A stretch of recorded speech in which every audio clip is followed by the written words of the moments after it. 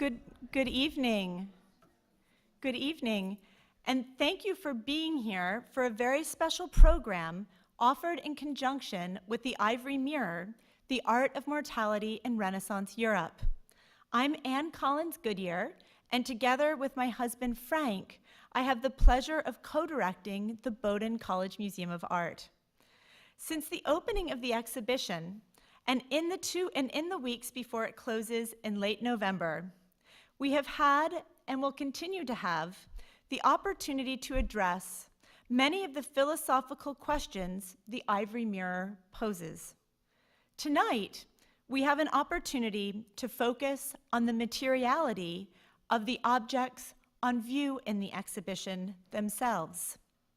The first part of our show's title, The Ivory Mirror, draws special attention to the physical attribute that defines many of these objects, namely the material of ivory, a medium that derives from the tusks of mammals, most notably elephants and walruses.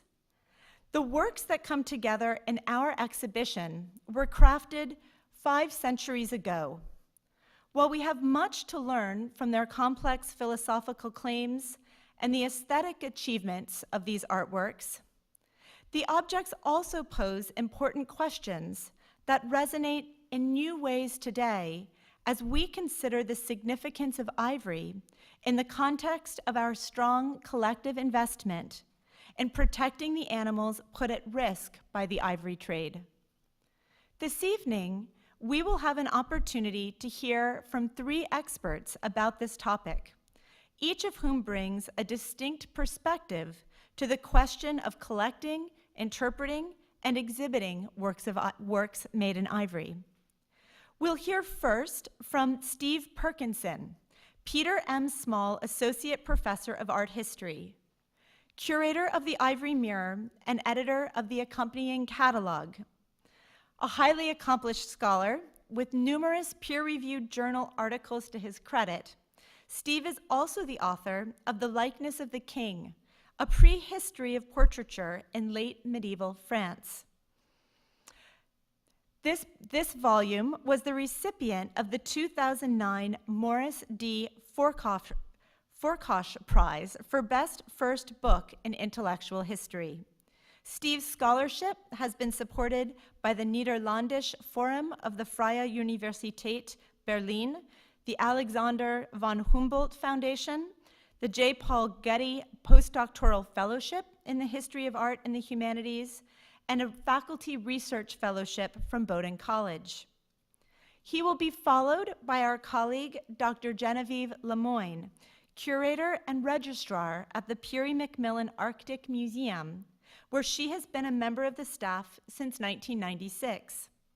An archaeologist, Jenny received her PhD in archaeology from the University of Calgary in 1991, focusing her dissertation on the manufacture and use of bone tools in the Western Canadian Arctic, creating the foundation for deep expertise in the use of bone, antler, and ivory in the Arctic region.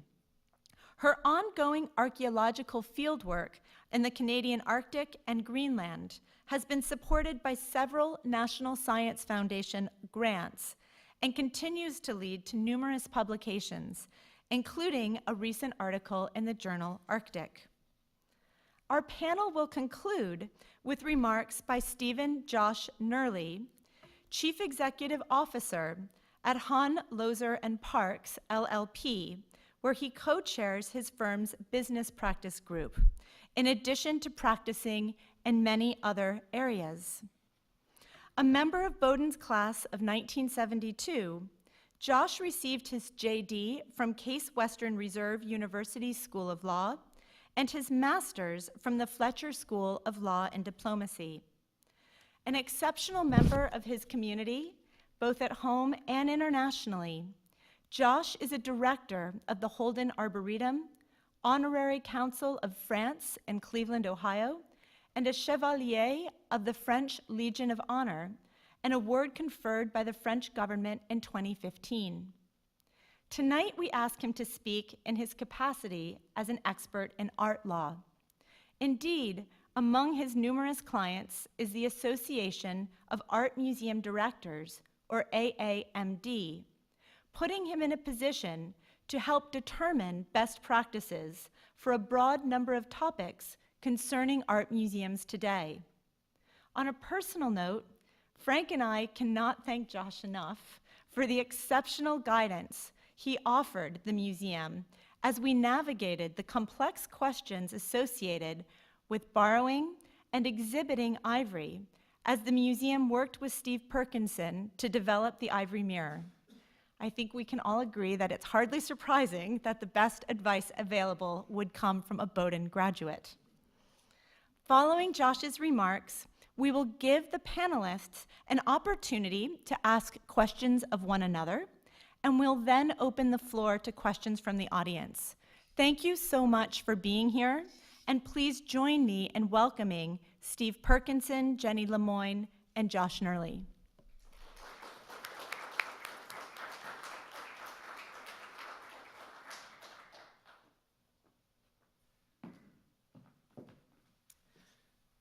Well, thank you all for coming out this evening. I am going to keep my portion of the program somewhat on the shorter side, just because I know a number of you have already heard more than enough from me at this point about this exhibition, but also because one of the things I'm here to tell you is that insofar as the sort of question of the origins of these particular objects, how they arrived in Europe, the material arrived in Europe in order to be carved, we actually don't know all that much. And so in a sense, I'm done, right?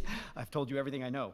But in fact, so I want to give you a little sense, though, of the sort of parameters of what we don't know, and also hint a little bit at the extent to which these are actually very, very interesting questions that I think really are deserving of deeper reflection and hopefully significant future scholarship.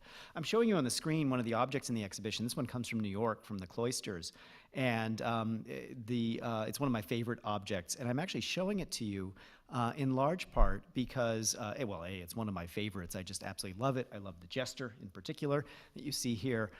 It is a miniature masterpiece of sorts. It's a pretty good-sized piece of ivory, but it's a small but really actually exquisitely carved object with all sorts of interesting narrative details and extraneous details as well to sort of characterize the scenes on its surface. Now, this object, one of the other reasons I'm showing it, though, is this is actually one of the objects that we know a relatively fair amount about its circumstances of creation. We know, as a result of the work on this exhibition, with some degree of certainty, that this piece would have been carved in Paris in the workshop of a man named Chicard Bailly, who dies in 1533. That gives us a nice end date for this. He's active, he's in the records as having rented a home in Paris that would have been a workshop home starting in the 1490s, and so he has about a roughly 40-year career there. And so that gives us a sort of window in which this object would have been made. We also know something about a little bit about the material. This is elephant ivory. It's elephant ivory that, unlike just about everything else in the exhibition, has actually been carbon dated. I remember when I turned this over, visiting it at the cloisters when I was first examining it, I was surprised and pleased to see this little drill hole down on the bottom beneath the tusk, the central nerve cavity that you see there. And that was, of course, indicative of the fact that somebody had drilled this out. And so I asked at the Met and said, has somebody dated this? And they said, well, yes, actually, we did date this. And there's another file. We didn't have that out earlier. So we get the file out. And it turns out that it had been carbon dated. The carbon date, this gives you a sort of ballpark range of dates with varying degrees of likelihood. But the median, most likely date for this was about 1450 or so, a little before, I think 1448 was the sort of median. And, there's some variability there. Could be a few years on either side of that, but that's sort of the most likely rough date for the death of the animal that provided this material. And what that tells you right there is that there's probably a fairly significant lag time between the death of the animal and its carving. And now that, in some ways, shouldn't surprise us because, in fact, it's going to take some time for ivory to get to the carver's shop in Paris. Then, as now, ivory and elephants that provided it were not exactly ubiquitous in Paris. I'm actually showing you one here. This is an elephant that was in Paris in the 13th century. And then was actually gifted. It was part of a sort of menagerie that the French king, Louis IX, had brought back from the Middle East, having acquired it there through a variety of complicated trades. And then he gifted it to the English king in 1255. Poor animal only lived for about a year and a half in London, as you can imagine, before expiring. And then it was the object of much fascination while it was there. This is a picture in a World Chronicle written by Matthew Paris in about 1255, showing you the elephant itself and its keeper, actually. This keeper who writes some accounts, actually, about having tried to figure out, like, what does an elephant eat and those sorts of things. Elephants, though, they are objects of exoticism, fascination, and so on in Europe. They did understand that ivory came from elephant tusk. They thought of elephant tusk as a type of bone. They thought of all teeth, in fact, as bone in some way. This is a 16th century print of an elephant and showing you some of that exoticism. It's got a lot of the sort of Hieronymus Bosch stuff going on, a sort of battlement up on top, this sort of fantastic castle structure on top of the beast that would turn it into a sort of war machine of sorts. When you look at maps from this period also showing you the world, showing you Africa and so on, elephants become one of the sort of markers of exoticism of Africa. This is a mid-16th century attempt to map the contours of Africa, of the African continent.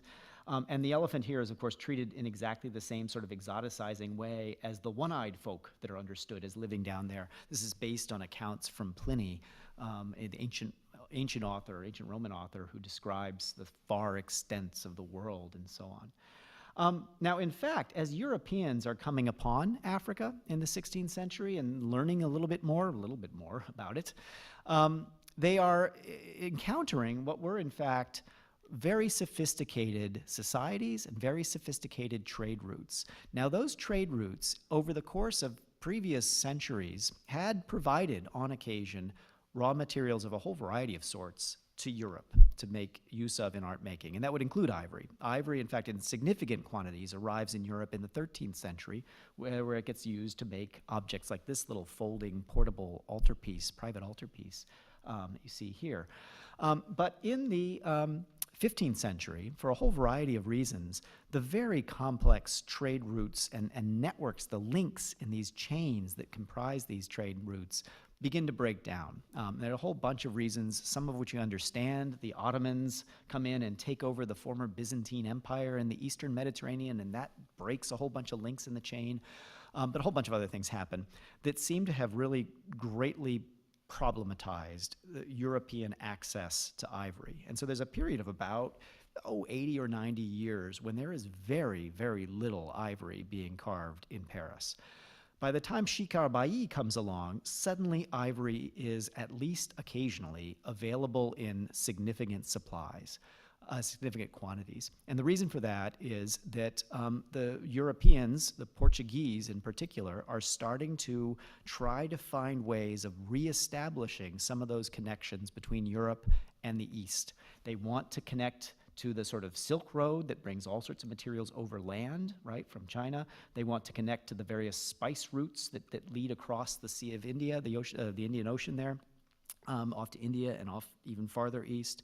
And so they are tapping into these things by sending explorers down around the coast of Africa and setting up trading depots that try in varying ways, some of them relatively congenial, and others of them quite violent, to do some form of business with the people there inhabiting the coast. And this map that I'm showing you here, this is primarily focused on the spice and silk routes, so it doesn't really actually give you much in the way of information about what's happening in sub-Saharan Africa. But in fact, there are very significant trade routes linking the coasts of Africa, bringing together major civilizations down in southern Africa and East Africa at this time, connecting them off with India and the East, connecting them to the West Coast.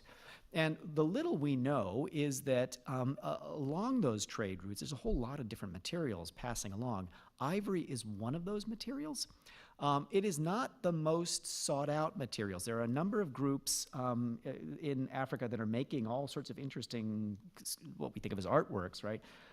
They aren't always carving in ivory. Ivory is just not always a substance that they are seeking out. Some of the groups do, but not all of them. There's a real demand for ivory in India at this time, and so a lot of the ivory that's actually coming along these trade routes is getting to these East African ports and making its way across the Arabian Sea off to India. But it doesn't seem like there's a tremendous amount of it passing back and forth. And what that has suggested to scholars is that much of that ivory that is being transported around, some of it may have been coming from elephant hunting. Some of it, in fact, maybe most of it, would have been coming from a variety of other activities, including simply finding the carcasses of elephants and picking them clean of things that could be traded and carrying those remnants back along these trading routes. And so this is one of these cases where we are sort of forced to confront the fact that there are differences between the ways in which ivory is being harvested today, even today, in very brutal manners that are absolutely destroying elephant populations, that have elephants, African elephants in particular, teetering on the brink of extinction, that are very different from the ways in which these materials were collected and gained access to in the 16th century. And that process by which you transition from that 15th, 16th century system to the, well, mechanized slaughter of the 19th century, that the transition there isn't still fully understood. And just really quickly, just to show you some of the sort of back and forth, as I mentioned, there's a great demand at these Indian courts for ivory at this time. And in fact, as the Portuguese travel eastward and arrive in India, they discover that there is that keen interest in ivory there, and they themselves begin getting involved in the trade that brings ivory from East Africa over to India. They themselves then receive gifts from the very adept carvers at these Indian courts who begin using their own native styles in India, but to produce objects like this casket that would be desirable to these Portuguese traders, and ultimately this was intended as a gift to the Portuguese ruler over great distances.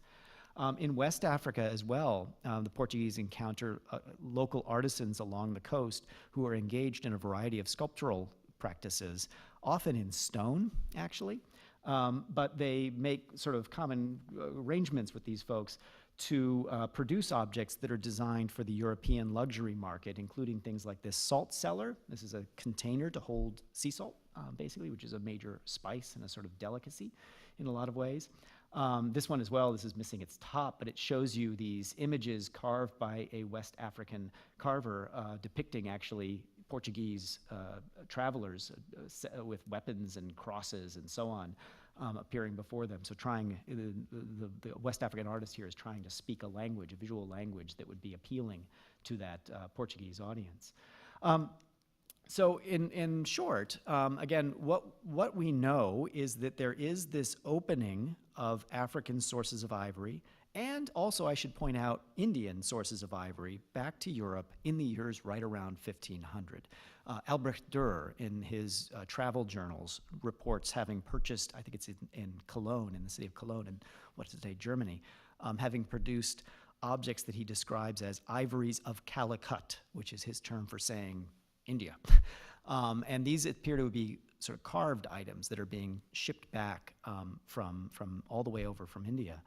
In other cases, we know, as I said, that artisans in Europe are getting their hands on raw ivory, unworked ivory, that they can then transform into artworks. And that's the case with Shikar Bai. He had something along the order of 4,000 pounds of unworked ivory, solid tusk in his workshop when he died in 1533, as well as lots of other bits and pieces of varyingly finished ivories. And so there's a tremendous amount suddenly becoming available, but the exact routes by which it does are routes we don't yet fully understand. And the relationships along those routes that make these connections possible are also complicated and things that we simply need to know more about. And fundamentally, this is partly why, one of the many reasons why I am so grateful for the opportunity to display this material here, grateful to the folks who've helped make this possible, grateful to Josh for all of his advice in navigating the complexities of all of the various restrictions and regulations put in place in recent years that allow us to begin asking these questions and thinking carefully about exactly what these civilizations of the past looked like, how they interacted, and how they preserved their culture in these magnificent objects. That's it for me. I'll turn things over to Jenny. Thank you.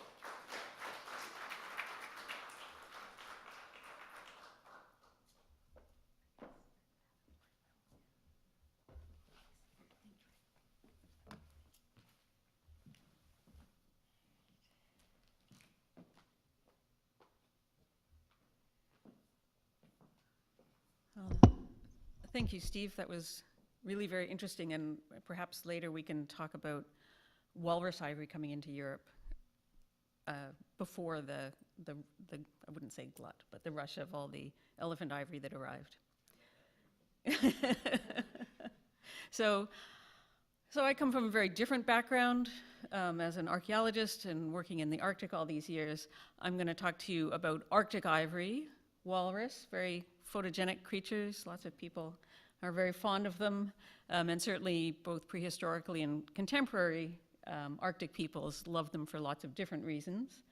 I'm not going to talk so much about the other source of Arctic ivory, which is the narwhal.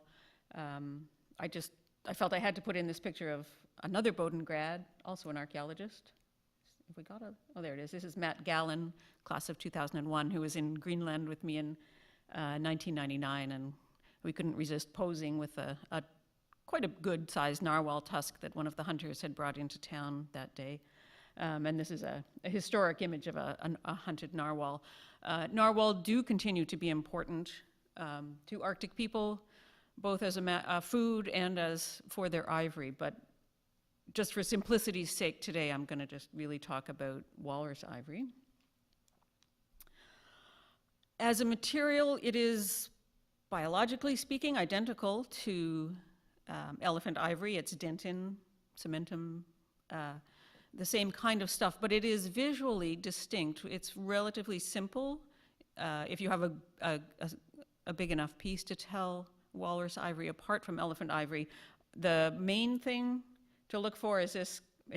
I apologize for this photograph, which I took with my phone this afternoon. In the middle of a walrus tusk is this marbled, they call it secondary dentin. It's very distinctive. It doesn't occur in any other form of ivory. It's only on walrus ivory.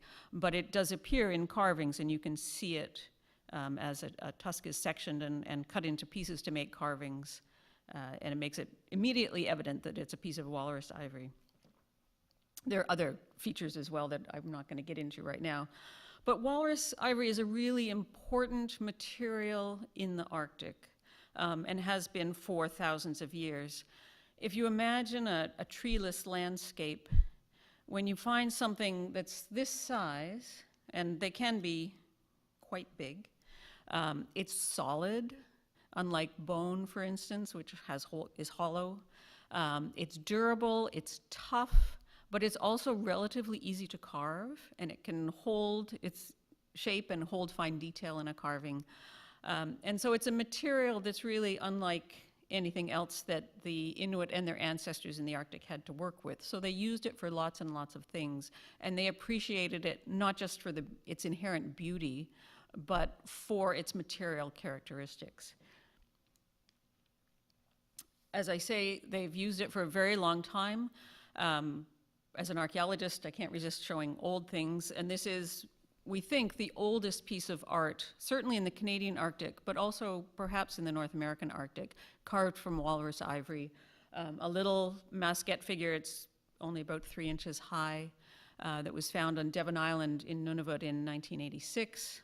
I was lucky enough to be on that excavation, so but it was remarkable then when we found it, and it is still a standout piece, showing both the skill of the carvers, the importance of the material to them, and giving us a little, excuse me, a little hint of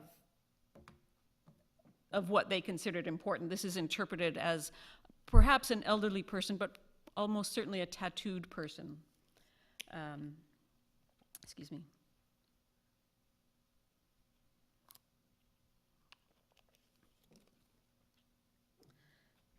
And so it's one of the few pieces that give us a glimpse into the ways people 4,000 years ago in the Canadian High Arctic were thinking their worldview and things like that. The age of use of ivory in this case, we're assuming this is not by any means somebody's first attempt to carve ivory. It's mostly a question of preservation, and the use of ivory probably goes much, much farther back, particularly in Alaska and Siberia. But this is the earliest surviving example. But more often than pieces like that, which might be amulets, which might be part of ritual paraphernalia, it's hard to say. More often what people were carving up there were utilitarian tools, everyday tools that they needed and that ivory provided the strength and the size and the mass and the durability to make. So here we have, this is just a sample of things that I've pulled from our collections. Harpoon heads, this one for hunting seals, this one for hunting narwhals. These are trace buckles. They're the ivory pieces that you would use to tie the dog traces to on a dog sled. Absolutely vital piece of equipment. And this is a woman's needle case, and it's a hollowed out cylinder where you would put your needles inside, attached to this leather thong, and it's decorated at the bottom with more ivory carvings of little everyday objects. So it's a combination of utilitarian and decorative, and just a very beautiful object that a woman would have prized very much. So these are the kinds of things that would have been ubiquitous, both prehistorically and in early historic contexts in all the way across the Arctic. These are all happen to be from the 19th century, but we have archaeological examples of all of them. And many of them continue to be made today. Women don't use needle cases so much anymore. They have steel needles in their a dime a dozen, so they're not nearly so precious as they used to be. Harpoon heads and trace buckles are still used wherever people are hunting with harpoons, which is across most of the Arctic, and in the places where they're still running dog teams. They're not made of ivory anymore. Ivory has become too expensive for hunters to use. It's much more productive now for them to sell the ivory. So they have easy access to substitutes. Harpoon heads now are made out of brass or metal, aluminum. I've seen filed aluminum harpoon heads, cast brass harpoon heads. Harness buckles are often made out of high density plastic, which works perfectly well. And instead they can make lovely carvings out of their ivory. Walrus are also important mythologically and spiritually in Inuit culture. So this is another early piece from a Canadian archaeological site. It's called a shaman's tube, and it's one of 10 or 12 such pieces known across the Canadian Arctic. They all feature these pairs of walrus. In this case, in this example, because it lay on the surface for 1,000 years, the tusks have broken off, the ivory cracks, and they've fallen away. But these are two walruses facing each other. There's a seal here, a human face here. It's a complex piece that we think represents a particular story or legend that's repeated all the way across the Arctic. But it's a symbol of, for us, a symbol of how important the walrus was spiritually to the people. Walrus are really one of the most dangerous animals you can hunt in the Arctic. A lot of people think hunting big whales, it is dangerous, but whales are just dangerous because they're big and they might fall over on you or something like that. A walrus is dangerous because it will attack you. And then speaking to hunters in Greenland, for instance, during my fieldwork, most of the animals they kill are seals. That's mostly what their diet is composed of, but they don't want to talk to you about hunting seals. All they want to talk to you about is hunting walrus, and they're full of all the stories of their close shaves with an angry walrus coming and piercing the kayak with its tusks, or herds of walrus. Even Peary had a story of herds of walrus attacking the boats, and they will attack people. They're very dangerous, but that danger and that excitement associated with the hunting also then plays into their strength in the spiritual realm, and they can be a powerful assistant to a shaman, for example. So they're really, we often think of them as kind of funny looking, but they're really a very powerful and important creature in Inuit culture. And they are, of course, economically important. People aren't hunting them exclusively for the ivory by any means. This is a 19th century drawing from Cape Prince of Wales in Alaska on the coast of the Bering Strait. And it shows basically a walrus hunt, the people going out in their large skin boats to the walruses that are hauled out on ice floes in the water, and then coming back and processing the meat. And this is walrus meat drying, so they're preserving the meat so that it can last over the winter. And a walrus, of course, provides literally a ton of meat, a lot of blubber, which is both food and fuel for lamps. The hides of walrus are incredibly strong and can be used to make boats or very strong harpoon lines and for hunting whales and things like that. So they're using all the different parts of the walrus. The ivory is just one element of that. So economically, they've been a very important species.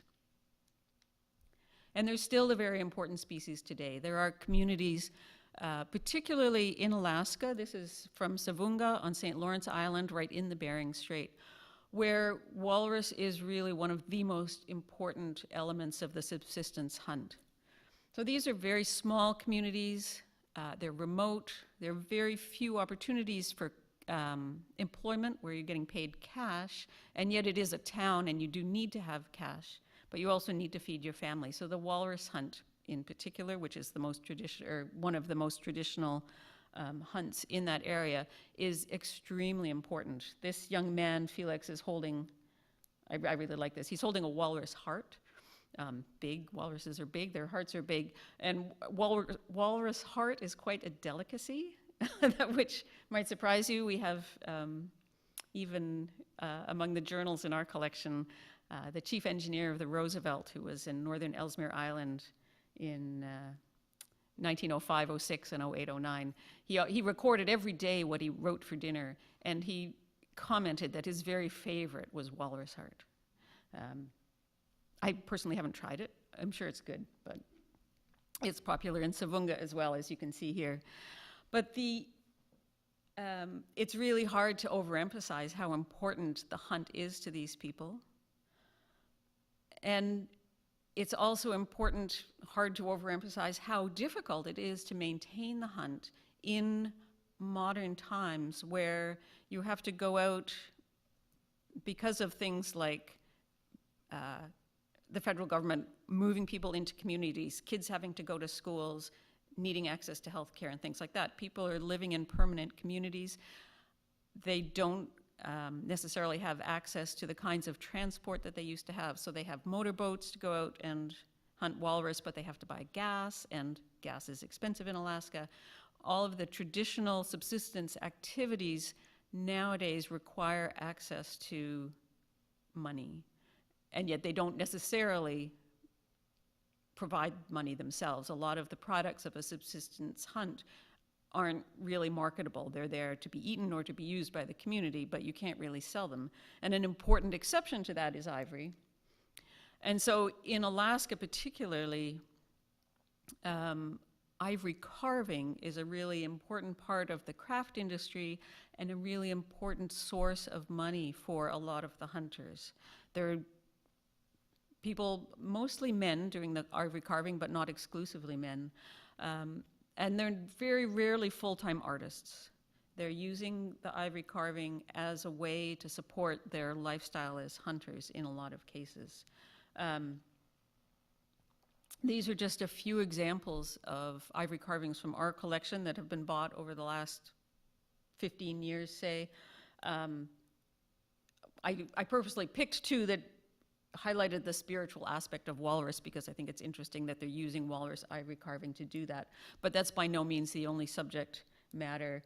This is a very classic piece by a well-known artist, Justin Tiolana, called The Swan Ring, that was at one point so popular that there were actually forgeries being made of it in elephant ivory, I believe. This one is not. This is walrus ivory. Let's see. So you've got people who have difficulty getting access to cash income, who need cash income, and ivory is one of their few ways to get it.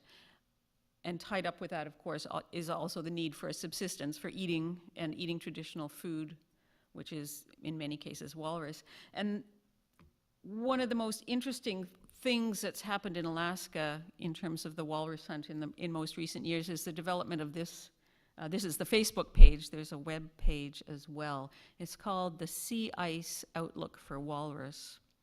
And it's a project that was developed by the Eskimo Walrus Commission, the Arctic Research Consortium of the United States, the National Weather Service, and a few other organizations that I've lost track of right now. But it operates every year in the spring when the walrus hunt is happening, usually between April and June in the Bering Strait. And it's a way for hunters to get up-to-the-date satellite and weather data about the sea ice conditions around their communities. So they're getting the satellite data, and they are in exchange providing on-the-ground information about what local conditions are like. So with this Facebook page, a hunter can check what the satellite maps are showing him of sea ice around his community. He can go out, he can take pictures, and he can tell people what his actual experience was, whether the wind changed, the waves came up, the ice broke up, whatever happened.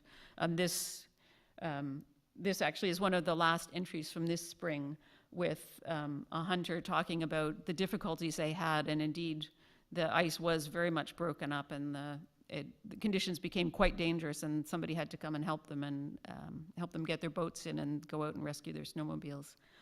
So to me, this collaboration between government organizations, the National Weather Service, the Eskimo Walrus Commission, which is the co-management group for hunting Eskimos, or for hunting walrus in Alaska, and the use of this new technology, because the hunters, they're doing traditional subsistence hunting, but they do all have cell phones and even sat phones if they need them, so they can post to Facebook and things like that.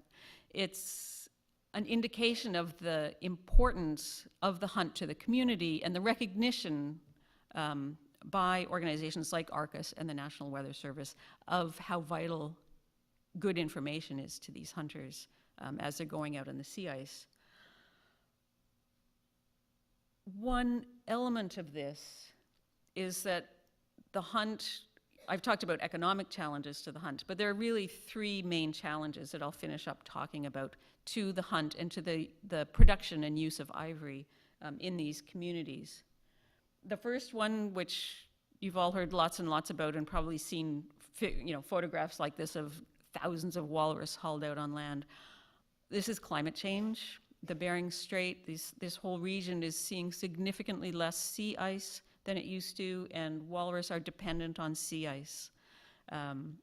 They're being forced to haul out. They always hauled out on land a little bit, but now they're being forced in great numbers to haul out on land. They're very far from their feeding grounds. They used to be able to float out on ice to the areas where they could feed most easily. Now they have to swim out from the land. It's stressful particularly on the young walrus. A group like this hauled out on land can easily stampede. They're very easily startled. They can stampede, and the big males tend to crush the young babies, and so it's really a critical time for walrus. So climate change is having an impact on the walrus population. It's also having an impact on the hunters because they rely on the sea ice as a platform for hunting the walrus as well. And so hunting has become more and more dangerous for them. Linked to that, and here's walrus as they prefer to be hauled out on sea ice, but linked to this issue of diminishing sea ice and the problems it's posing for walrus is the fact that now walrus are being considered to be listed under the Endangered Species Act. In fact, the decision, I think, is due this month, whether they will be listed or not.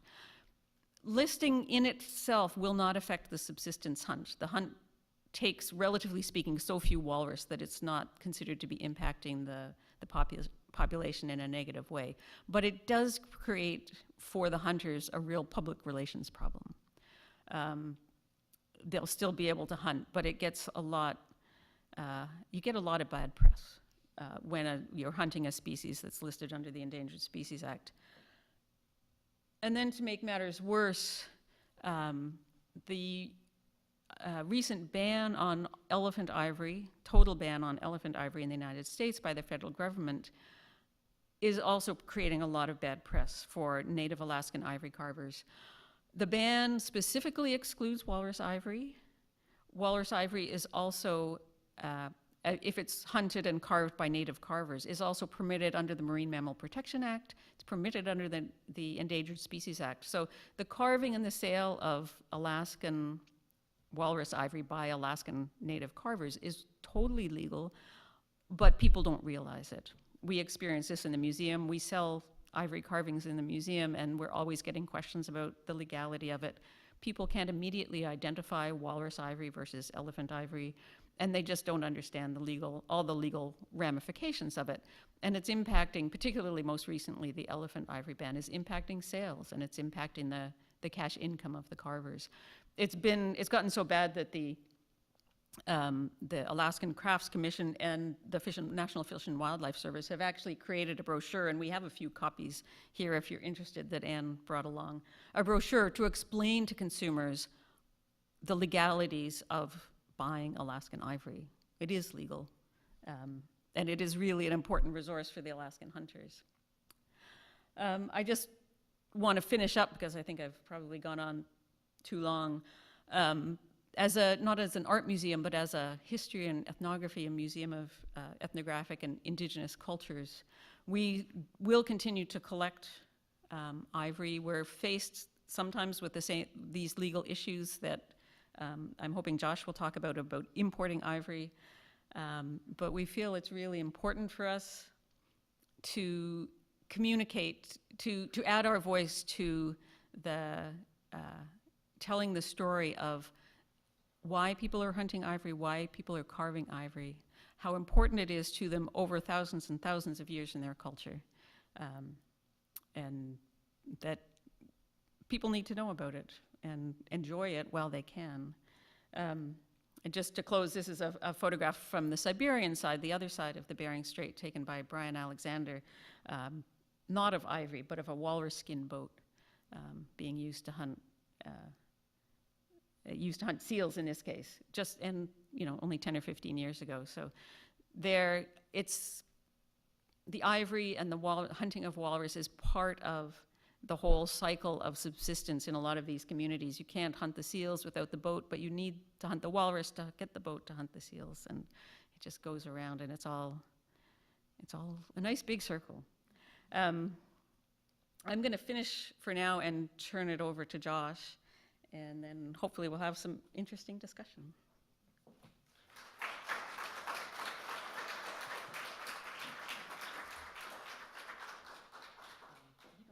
No, but it's a lovely picture. We shouldn't lose it.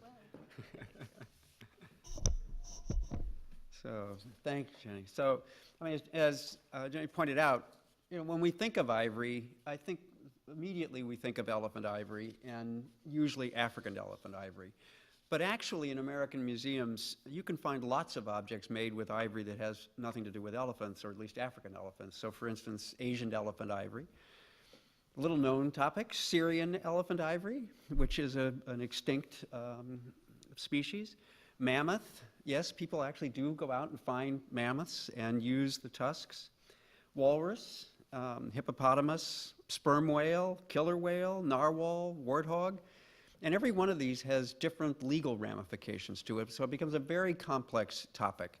And just to key off of what the great presentation that Jane made, which with respect to walrus ivory, it is regulated under what's called the Marine Mammal Protection Act.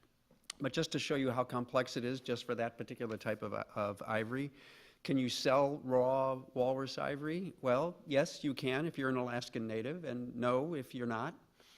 Can you make and sell walrus ivory handcrafts? Yes, if you're an Alaskan native, no if you're not.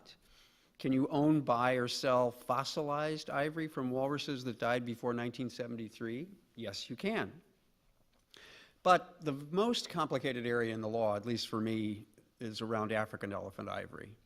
And it starts in 1989 when Congress passed a special act just for the African elephant, known as the African Elephant Conservation Act. And basically what it did was it banned the commercial import of raw and worked African elephant ivory.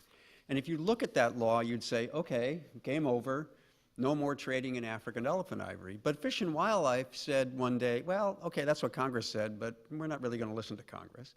We're going to develop our own rule about what's going to happen with African elephant ivory.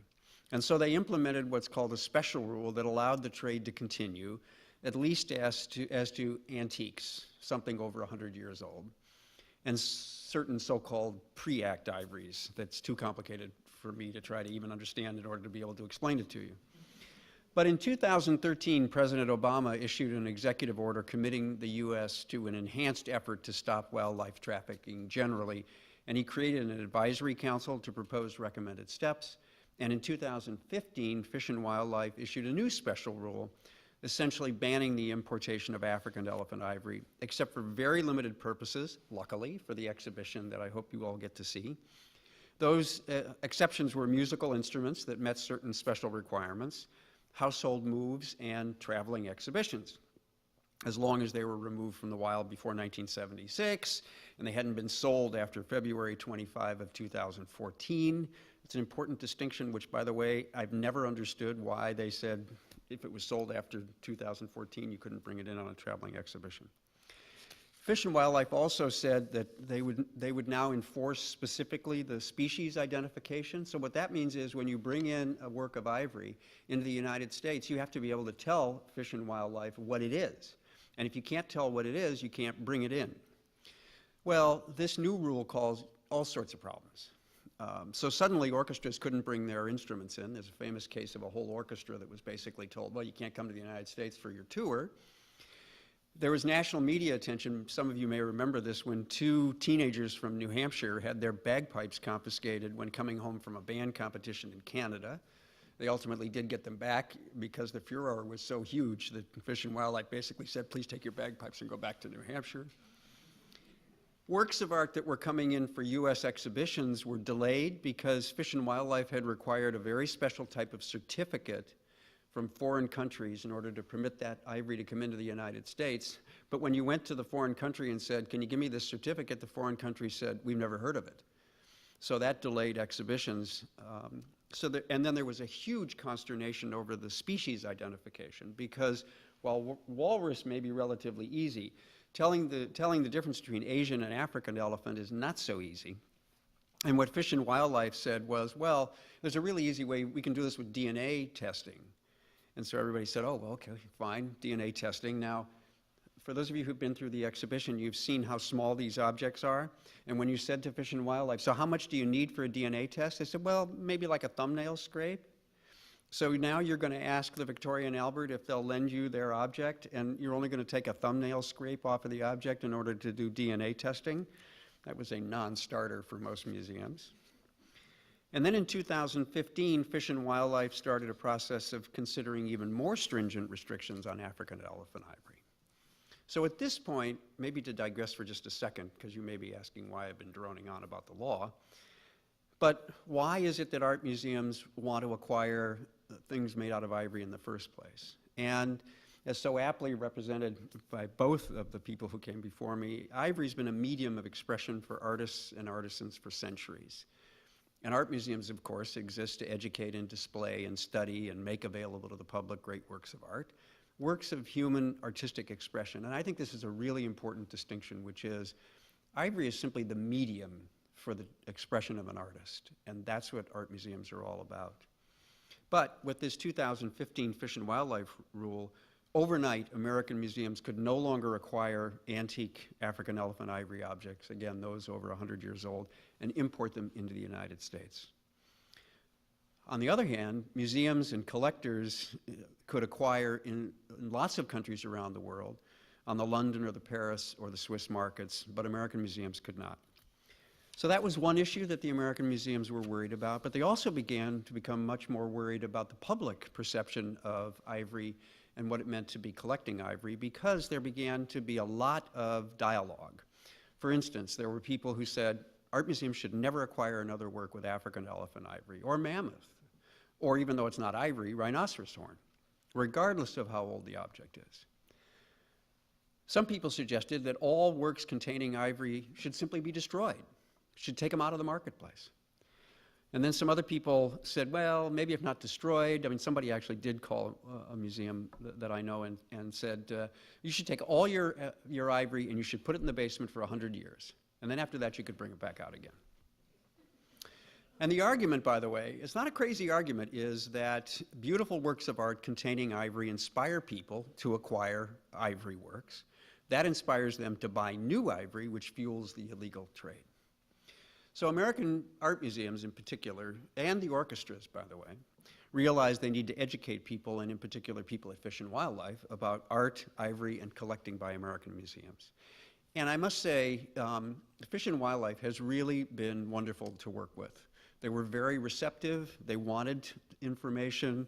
It's a little concerning that they didn't have the information before they issued the rule, but nevertheless, it's a process.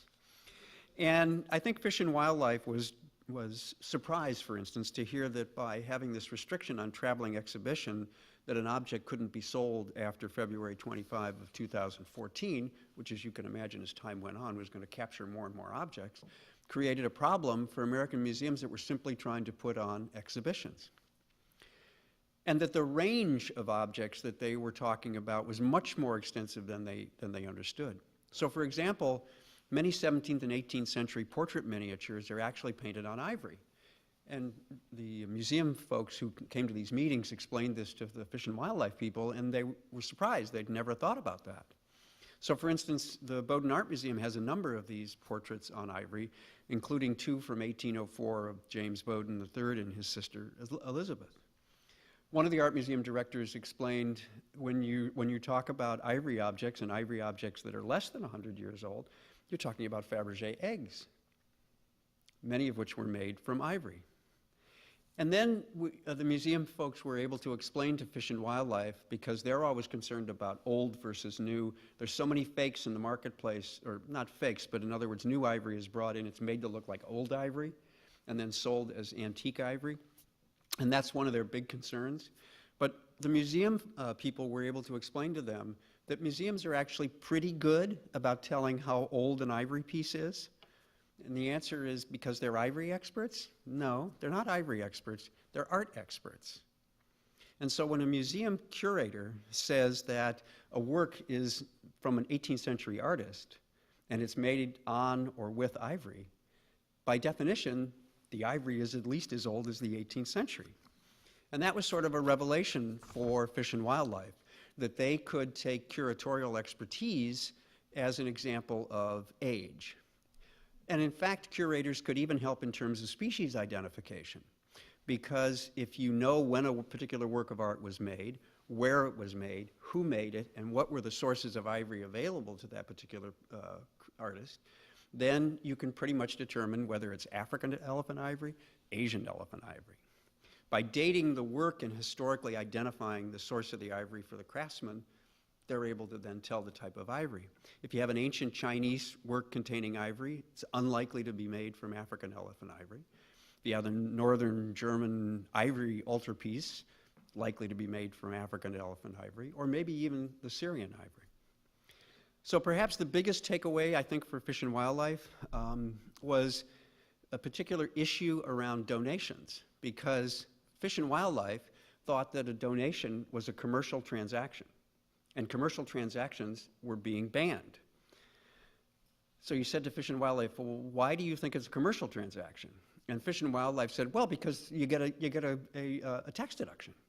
So you get a benefit from donating your art, and therefore it's a commercial transaction. So we said to Fish and Wildlife, I don't think you completely appreciate the economics of this, because here's what really happens. If I have a work of art that's worth $100,000, and I give it to an art museum, and I'm in a 40% tax bracket, I get a $40,000 credit, if you will, on my taxes, but I gave up a $100,000 object. That's a loss. That's not a gain. At which point Fish and Wildlife said, oh, okay, well, we're not going to consider donations to be commercial transactions anymore. So that was a big win. So in 2016, Fish and Wildlife issued a permanent rule. The one that they had done in 2015 was an interim measure, caused a lot of consternation. 2016, we now have a rule on the books that deals with the importation of African elephant ivory. It continued the import ban, but they took away this 2014 restriction. So they had listened to the art museum community. They now restricted interstate sales. So before it was just bringing things into the United States, now they're going to restrict trade between the states. However, they made an exception for antiques, in other words, more than 100 years old. But they really listened to art museums and musicians because they came up with a separate exception whereby you could buy or sell an object in interstate commerce, even if it wasn't 100 years old, if it only contained 200 grams of ivory, and the ivory was not the major source of the value. So what were they thinking about when they wrote that? Not billiard balls.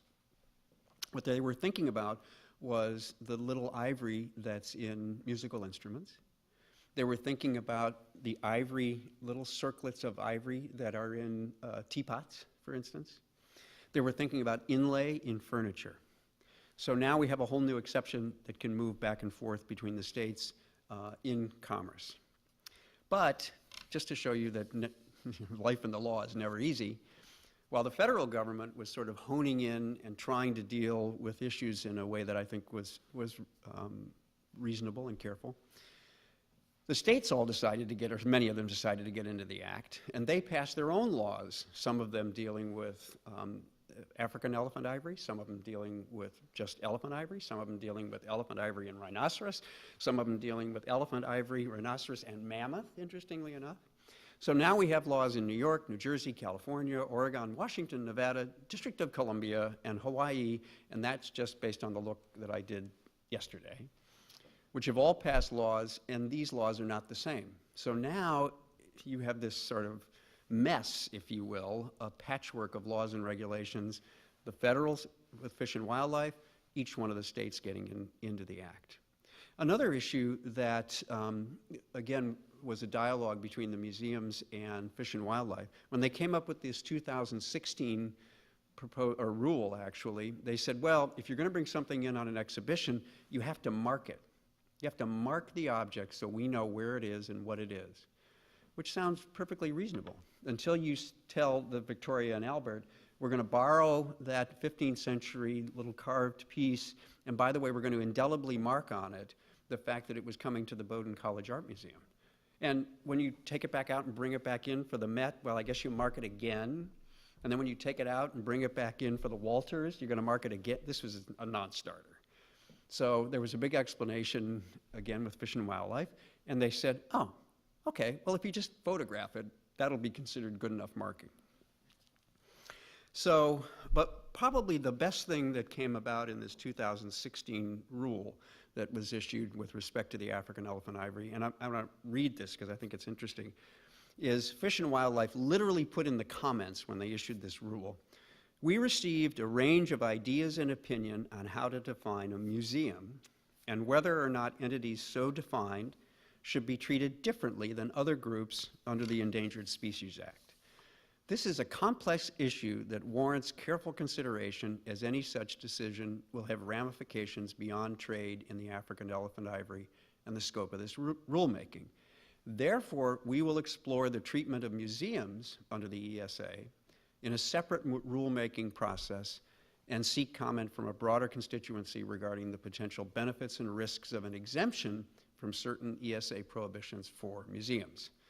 So that was in 2016. We haven't seen anything yet, and there's still dialogue going on between Fish and Wildlife and the museum community. So we're going to have to wait and see how they address it. But the good news is that, first of all, for exhibitions like the one here at Bowdoin, the traveling exhibition is now a permanent exception to the import ban. And at least with respect to donations, that seems to be available. And with respect to acquisitions, we're just going to have to wait and see whether Fish and Wildlife will create a separate exception for museums. So I guess my end point here is stay tuned. Hopefully more to come. So thank you very much.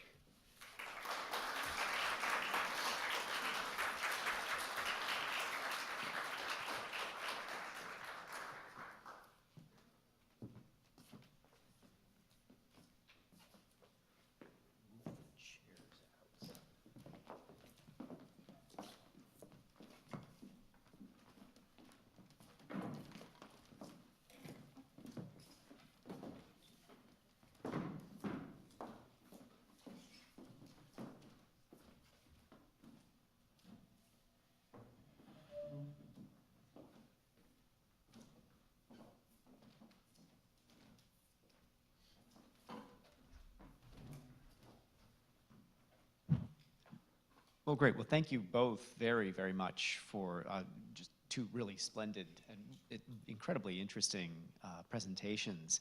And thank you both for coming out in general and just being part of this. I think it really does add a very important element to all of this.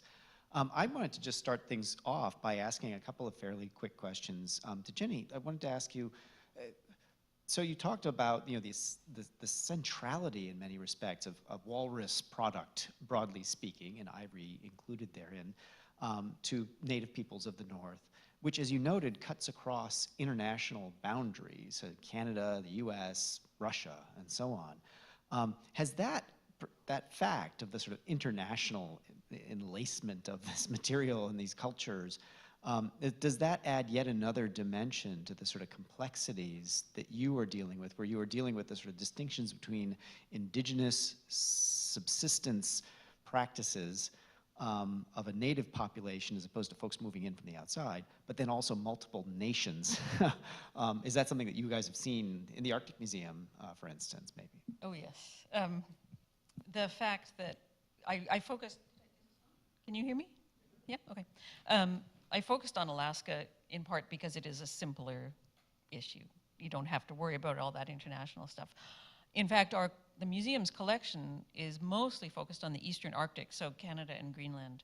We hold ivory materials from both of those countries, but they have been here for many, many years. We cannot buy contemporary arts and crafts in ivory from the Canadian Arctic or from the Greenlandic Arctic, and that's a problem.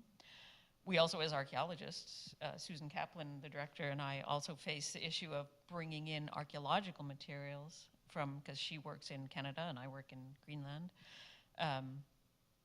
Archaeological materials that are in principle exempt because they're old, but Fish and Wildlife and NOAA have very different, they have their ways of doing things, and they don't consider, if you think museums are bad, archaeological things, when you're bringing in all this stuff and there's marine mammal or ivory and things like that in there, but you don't know how much and you don't know what species they are, that's why you're bringing it in to find that out. That confounds them amazingly. But yeah, so it restricts what we can collect in terms of contemporary material. We can and have brought into the country historic antique material under the pre-act exemption, the antique exemption. It's a lot of paperwork, but it certainly can be done. But it does impact how we can, it would be really nice if we could have a continuity in our collection of, the work of, people from northwestern Greenland from, when Peary first went there in the 19th century to the 21st century. And in some materials we can, but they do a lot of work in ivory, and that we can't. Yeah. Well, and sort of actually following on that, Josh, you walked through a number of different ways in which approaching the folks in Fish and Wildlife with logic had some nice beneficial results. But just that sort of, in some ways, just from my vantage point, core argument around the ways in which these restrictions end up shaping collections and thereby of museums, and thereby shaping our collective understanding of the past. I recognize, of course, Fish and Wildlife, they're dealing with a lot of competing interests, a lot of very, very pressing needs. But that issue about the ways in which we are hopefully, that we need really, I think, to care for the past and to understand the past and preserve the past and inform present day folks of the past. Does that, what I sort of think of as a core argument, almost a moral argument, does that carry weight with them, do you think? Or is it more in these sort of more pragmatic questions? Like what have you found in your practice to have been persuasive? Well, first of all, in their defense, what they're dealing with is an extraordinarily strong, from an economic standpoint, trade in illegal ivory. And the United States is the second largest market for illegal ivory in the world. Anybody want to guess who the first country is? Right. And much more so than the U.S. But nevertheless, the U.S. is a significant player. And so they're seeing this wholesale slaughter of the elephant populations in Africa tremendous pressure from certainly the Obama White House to deal with it. And the museum issues at first, I think, became secondary. Having said that, once you were able to explain to them what I think is maybe one of the most critical issues, which is once an object comes into a museum, it's off the marketplace. It doesn't fuel the economic portions of the market because art museums don't sell stuff except in very rare occasions. So it's the end game for the commerce piece. And they got that. And I think that's one of the reasons why they're thinking about a particular exception for museums. And the art museum curators and directors that went to meet with Fish and Wildlife went with representations and photos and all the rest of that of works of art, historical works of art, and why these were important for people in America to be able to see and in context and what museums did around them in terms of education.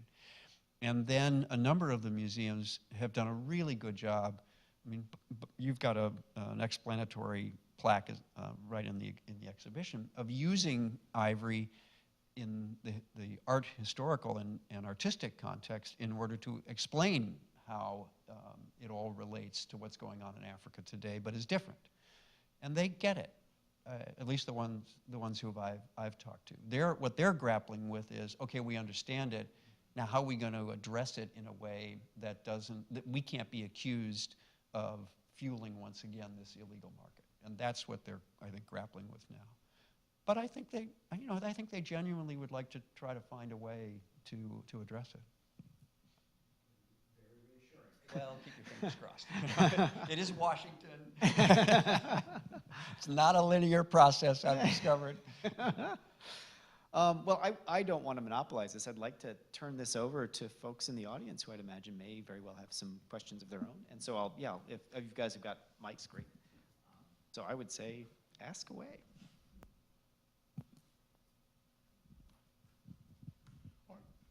Good Lord. Are there restrictions for a museum like Bowdoin to exhibit ivory artwork that is less than 100 years old? To exhibit it? Yeah. No. I mean, yes, if it was brought into the country illegally, because it's illegal to own things that have been illegally brought into the market or even to possess them. But let's just assume that Bowdoin has something that was acquired 30 years ago that's in the collection and was brought in legally. There's nothing wrong with exhibiting it, no. Well, suppose it's not in their possession. Suppose somebody just I lends brought in it. some ivory, As long as they're not concerned that the lender acquired it illegally, because again, under the Endangered Species Act is a really ugly law if you're going to violate it. It has criminal penalties. So and possession of something that violates the ESA, knowing it can be a problem. So as long as you don't have a concern that the lender has done something illegal, no, there's nothing that prohibits you from exhibiting it. Is there such a thing as an ivory museum in the United States? There are museums that only address ivory, yes. Yes. Now, I will say some of them might not fit your or my definition of what a museum is, but yes, there are some ivory museums. How would I find them? Well, you can just go on the internet, and I think if you type in Ivory Museum, I'll bet you'll get stuff. I didn't find anything. Really? Well, I can tell you as somebody from Ohio, there's one in Ohio. Oh, okay. I'll talk to you after the game. Well, I'm not sure I can remember exactly where it is, but I know it exists. I know the regulations change every day, but is there a place where I can find the regulations? Oh, yes. If you go to the Fish and Wildlife, if you're talking about African elephant or Asian elephant, yes, absolutely. If you go to the Fish and Wildlife website and just type in Rule 4D. 4D? 4D as in draconian. What will it be tomorrow? No, that's not going to change. It's not going to change. I mean, this museum exception may change. And there's a wonderful, I can actually give you a copy, by the way. There's a wonderful chart that says what you can do with your ivory. And it lays it all out for you. It's pretty self-explanatory. Yeah, they've done a really nice job. Thank you very much.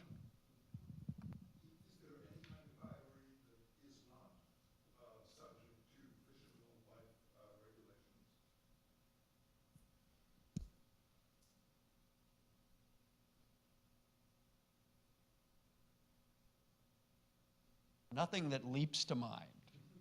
Now, having said that, I'm not as young as I used to be, so the mind doesn't, have that much in it. But so I won't say that I'm absolutely right about that. But nothing that I can think of off the top of my head.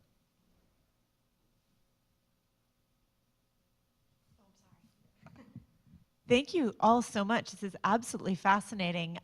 There's a dimension of the, I think maybe that this builds a little bit off of what Wallace was getting at, perhaps, but something that intrigues me, which I hadn't fully grasped before, is that Fish and Wildlife developed regulations sort of building off of aspects of congressional legislation that I guess they felt perhaps were not favorable to endangered species. But just purely from the standpoint of how legislation works, I just would love to understand better why it is that Fish and Wildlife has the ability as a federal bureau seemingly to override Congress, but maybe you can explain this to me. Yeah, Thank you. This is this is the 4 level, of course, in political science. But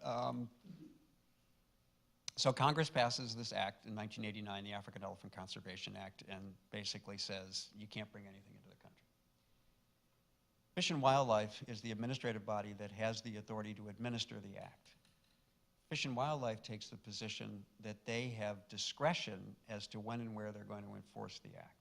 And it's akin to what's known as prosecutorial discretion in the law. So they can decide, look, we've only got so many resources and so many things that we're going to do, and so we're not going to chase everything. And we're going to come up with something that we think is reasonable in terms of what we are not going to chase. And so when the act was originally passed, what they said was, look, if it's antique, if it's more than 100 years old, if it's more than 100 years old, it hasn't been repaired with any ivory since 1976, if I remember correctly, and it was brought in through a designated port. In other words, you didn't try to just sneak it in through one of the other ports. You had to bring it in through one of the specifically designated ports and declare it properly and all the rest of that stuff. We're going to let that move in commerce. And they did that from 1989 on.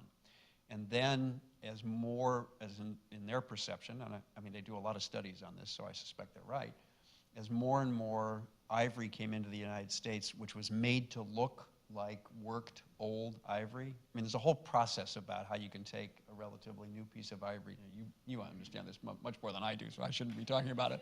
But you can make it look old. And so as that became more and more of an issue, that's when they decided, well, we're going to stop the import, even of these exceptions, except for, again, musical instruments, household goods, and traveling exhibitions. But that's how they can say, thank you very much, Congress, but we're not going to quite do everything you told us to do.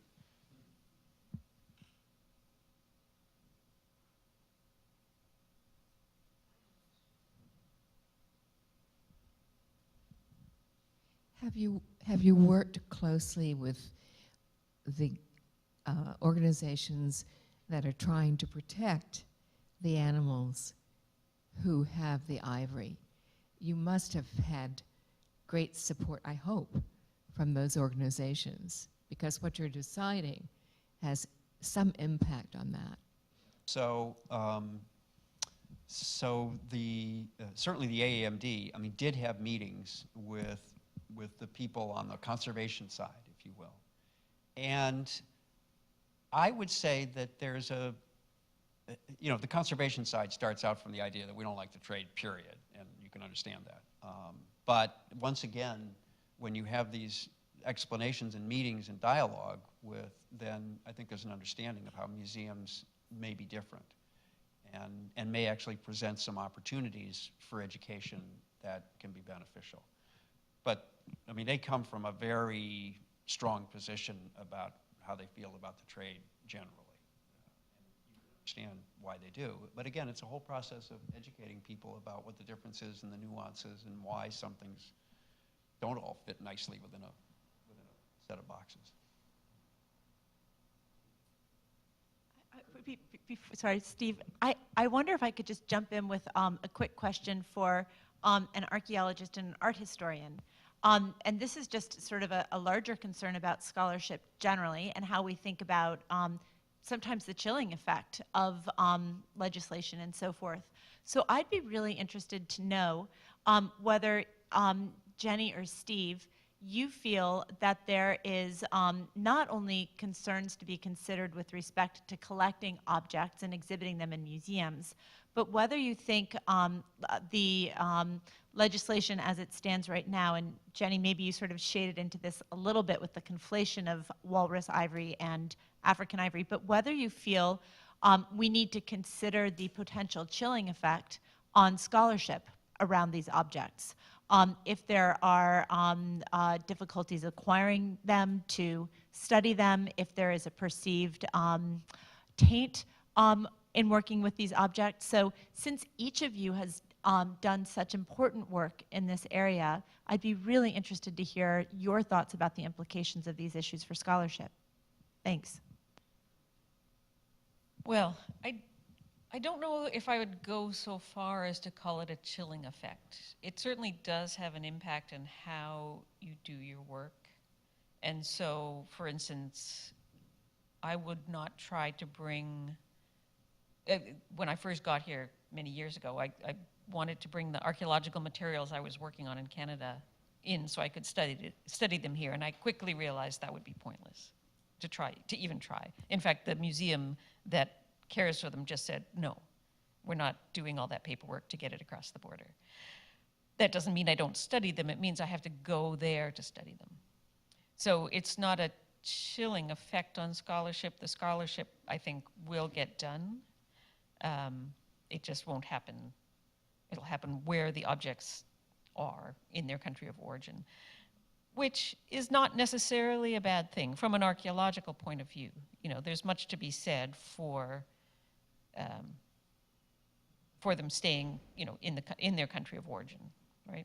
And for you going there to look at them, because you glean other kinds of information from being in the environment where the things are from. Nevertheless, there are times, there are specialized studies that only happen in a few places. For instance, you know, some of the more technical analyses when you do want to bring things across the border, and that does raise some issues. And I would say the problems that we have had in the, you know, currently and in the recent past, they stem a bit from the ever-changing rules. And, you know, so you start a project working under one set of rules, and by the time you're done, the rules have changed and you're out of compliance, or, you know, you can't do what you said you were going to do. But that's an issue that we need to deal with Fish and Wildlife and people like that on. It's a frustration, but I don't think it's going to halt scholarship by any means. Yeah, and I think, you know, when it comes to the public access to the information from those archaeological materials, then it comes under museum things and can be considered as traveling exhibit and things like that, and can be brought in under different sets of regulations. Well, I would say, yeah, I think in terms of the sort of particular scholarly community that I operate within, I don't know, I may be a pariah among modernists or something. At this point, I haven't noticed that, but who knows, maybe I should ask. But in terms of medieval and Renaissance art historians, there's just such a foundational knowledge about the importance of ivory as a medium at various moments in history that it's certainly not something that people look askance at or would ever question or even think to question. They're, if anything, they're sort of too oblivious to the sort of ethical issues surrounding it. I have seen, there have been moments when it has shaped the sort of public presentation of scholarship, and this may get better now that the rules are starting to kind of settle into place, but there absolutely was a period in which a lot of these rules were very much up in the air, and there were some very significant exhibitions being planned at that time involving international loans between the US and foreign institutions, and the shaping of those exhibitions was absolutely influenced by uncertainty and anxiety around the regulations. And what that means then is that the scholarship that was done for the exhibition shifted as a result, and the presentation of that scholarship to a larger public of experts, but the grand public also, was also altered by that. At the same time, to be perfectly fair, there are ways, I think, there have been these sort of, like with anything in scholarship, there's sort of these periods of ups and downs in terms of the quantity of scholarship being produced. And there is a way in which I think actually a lot of the sort of awareness of the environmental issues, the ecological issues around ivory, and in general sort of species protection and animal husbandry and all of these sorts of things, that the keener awareness in our society is getting people to ask questions that are different than they used to ask about these objects. And so even thinking about, one of the reasons I can't tell you that much about the trade routes in the late 15th, early 16th centuries, because that work hasn't really yet been done, but it's starting to really be done, especially in the 13th century. And that is not only because of the sort of environmental concerns, but I think that it's heightening awareness. And so as people want to be able to say, well, it's different then than what it is now, which it was, and that's pretty hard to imagine it could be otherwise. But being able to say, like, what exactly was it in order to back that up? Well, then people couldn't answer that 20 years ago, or they're just beginning to sketch out what those trade routes are. And we today know far more, actually, about the 12th, 13th, early 14th century trade in ivory, in part because the people doing that investigation are themselves concerned and interested in, you know, what exactly were the circumstances in which these things were being collected. And so there is a way, I think, you know, it's hard to say it's all a problem. I mean, it's complicating, and it's unfortunate when the anxieties and uncertainties end up distorting our presentation of some of the material. But at the same time, I think it drives new questions in some ways as well. So there are upsides and downsides in some ways.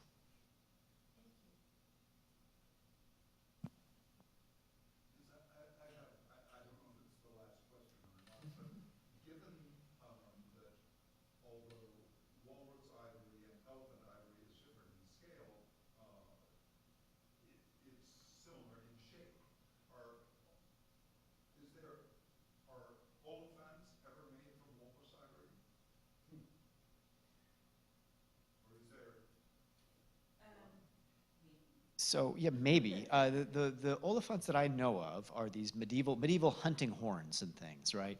A great many of the ones that I am aware of are elephant ivory, being produced throughout a long period of the Middle Ages and right on into the 16th century. In fact, there are oliphant hunting horns coming out of West Africa, again, with the same carving workshops that I showed you those salt cellars for. But I don't know of any. They are absolutely producing walrus ivory objects in Europe in the Middle Ages in varying moments, again, and it has to do with trade routes, availability of the materials, and so on. But there are a number of important, like chess figurines, for instance, from the Middle Ages that are walrus ivory. There is actually some new scholarship that's suggesting that the Norse in Greenland, one of their main economic mainstays, was walrus ivory traded back to Europe. And that in fact, the rise of the trade in elephant ivory, which was preferred over, because it's bigger, I suppose, than walrus ivory was preferred, which cut off that market, that may have been one of the contributing factors to the decline of the Norse in Greenland. So that's stuff that's just some Danish scholars are looking at just over the last couple of years. But yes, a lot of early medieval ivory carvings are walrus ivory, so it's possible. But they're not, especially the Greenlandic walrus, the scale of them is a little smaller. The Pacific walrus in Alaska are bigger, but the Greenlandic walrus, I think, 3 feet would be big.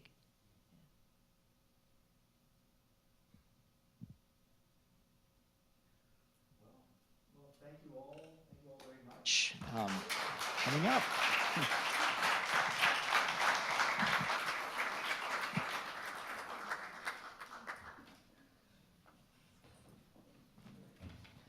Thank you all.